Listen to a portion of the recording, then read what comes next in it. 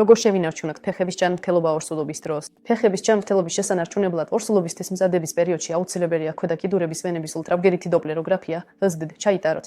თუ რაიმე გადახრა გამოვლინდება, აუცილებლად უნდა მიმართოთ ფლებოლოგს, რათა შეარჩიოთ შესაბამისი თერაპია და საჭირო კომპრესიის კლასის კომპრესიული წინდები.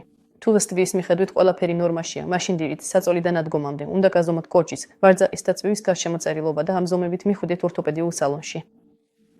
იქ თქვენთვის შეარჩევენ შესაბამის წინდებს. ასევე ეწვიეთ ორთოპედს, გაიკეთეთ ტერფის სკანირება. ახლა ეს შესაძლებელია ორთოპედიულ სალონებში და შედეგების მიხედვით შეარჩიეთ ძირები, რომლებიც დადეხმარებათ ტერქებზე დატვირთვის სწორად განაწილებაში. ექიმი დიეთყვით, ფეოდის უნდა მიხვიდეთ ძირების კორექციისთვის. კიდევ ერთი პრობლემა, რომელიც ხშირად აწუხებს ორსულებს, არის მოუსვენარი ფეხების სიმდრომი. რა არის ეს? ეს არის უსიამოვნო შეგრძნებები ფეხებში. გსურთ მუდმივად ამოძრავოთ ისინი, რომ შეამსუბუქოთ ეს შეგრძნება. ეს სულაც არ არის მხოლოდ ფეხების დაავადება, ეს ნევროლოგიური დარღვევაა და ხშირად დაკავშირებულია მაგნიუმის, კალციუმისა და რკინის დეფიციტთან. ეს არის მიზეზი, რომ ჩააბაროთ ანალიზები და ექიმთან ერთად შეარჩიოთ პრეპარატის შესაბამისი დოზირება.